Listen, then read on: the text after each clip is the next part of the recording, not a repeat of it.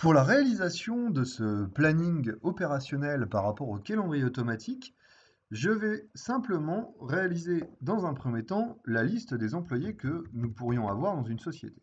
Alors, je vais commencer par faire employé 1 et glisser cela vers le bas. Alors, vous avez plusieurs méthodes, hein. Ces différentes cellules-là peuvent être reliées, par exemple, à un listing de vos salariés ou à tout autre fichier Excel que vous avez dans vos données.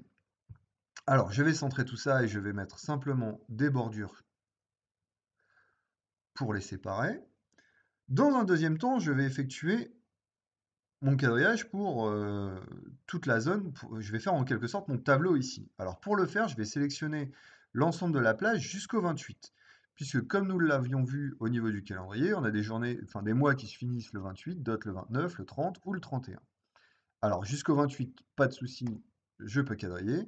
Et pour avoir l'apparition ou la disparition de mes colonnes en fonction des jours ici qui apparaissent ou qui disparaissent selon les mois, il suffit simplement d'aller jusqu'au 31. Alors là, je suis allé jusqu'au 30, mais par exemple, je prends le mois de juillet qui se finit à 31. C'est pour bien prendre un mois qui serait le plus grand. Je vais prendre donc cette dernière zone ici, et je vais simplement faire une mise en forme conditionnelle. Donc je vais aller dans Nouvelles règles, utiliser une formule pour déterminer pour quelle cellule le format sera appliqué.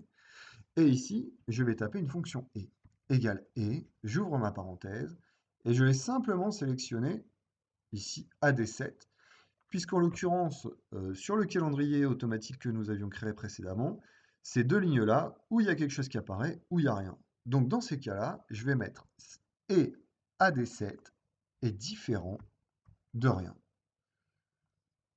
Alors pour faire différent, vous avez juste à faire plus petit que, plus grand que, et j'ouvre et je ferme mes guillemets pour dire qu'en fait, AD7 doit être différent de rien. Ne pas oublier de défixer la colonne en supprimant le dollar ici avant le AD. Vous supprimez le dollar.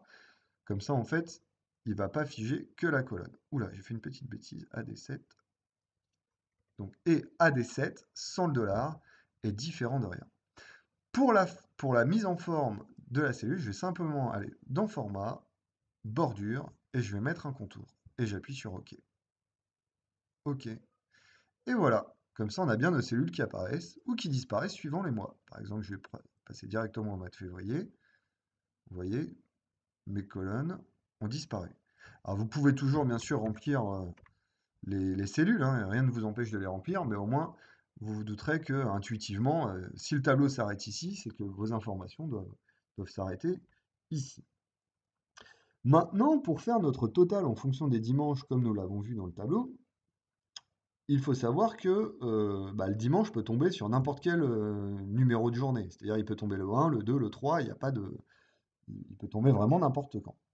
Alors pour cela, en fait, on va faire une sorte de... On va agrandir le tableau en quelque sorte parce que, au pire, dans nos calculs, le dimanche peut tomber le premier. Ça veut dire que la semaine, en fait, va être sur le mois précédent. Pour cela, on va insérer 6 cellules. 1, 2, 3, 4, 5, 6. Je clique droit et je fais insérer. Je vais supprimer ici les cellules qui ont été copiées. Et je vais réduire mes colonnes. Alors, il me semble qu'on avait mis sur 53 pixels. Alors, vous n'êtes pas obligé de les réduire et de remettre bien en forme tout ça, hein, puisque de toute façon, après, on va les masquer. Pourquoi je vous dis ça? Alors, je vais chercher un mois où ça commence le dimanche. Bah, ça tombe bien. Le premier que j'ai fait, il tombe le dimanche.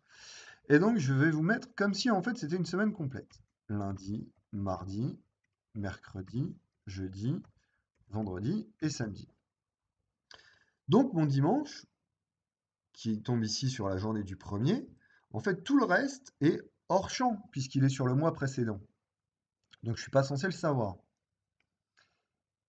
Je vais simplement aller ici dans Somme, et je vais sélectionner toute ma plage, qui correspondrait en fait à une semaine, pour connaître le total de ce qu'ont fait tous les salariés ici sur une semaine complète. C'est bien le cas, j'ai bien ma somme, j'appuie sur Entrée.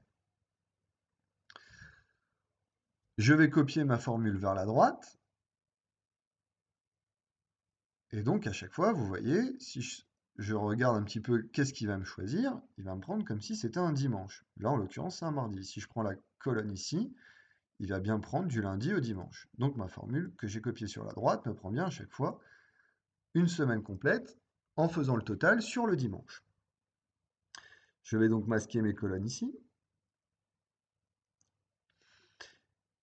Et pour uniquement faire ressortir le résultat pour les dimanches, eh ben on va rajouter à cette somme une fonction si qui va être égale si. Donc je me mets juste après le égal. Je vais revenir en arrière.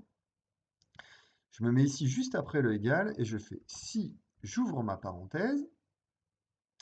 La case ici, H7, est égale à D. J'ouvre mes guillemets, je le mets D majuscule, point virgule. Ce qui veut dire si H7 ici est égal à D, comme dimanche, valeur si vraie, eh bien tu mets la somme que nous venons de calculer avec la fonction somme. Si cela est faux, tu ne me mets rien. Alors pour rien mettre, c'est très simple, j'ouvre et je ferme mes guillemets. Je ferme ma parenthèse et j'appuie sur Entrée. Donc là, le jour, eh bien un dimanche, il va me mettre le total.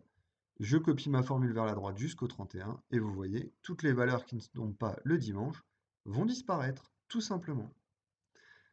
Je vais centrer, donc j'ai bien pris ma place, je vais centrer tout ça. Et ici, nous allons mettre une petite mise en forme conditionnelle pour faire ressortir les résultats, les totaux de la semaine. Donc je vais mettre une nouvelle règle. Je vais revenir une nouvelle fois sur cette... utiliser une formule pour déterminer pour quelle cellule le format sera appliqué. Et ça va être un petit peu la même problématique que pour les colonnes ici. Je vais faire ressortir un format en fonction des dimanches. Alors je vais faire égal et, toujours le même type de fonction, j'ouvre ma parenthèse, je clique ici sur H7.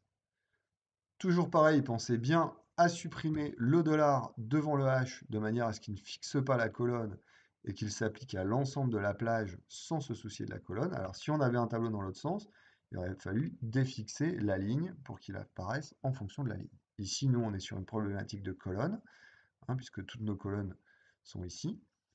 Donc je défixe la valeur devant le H. Je supprime le dollar.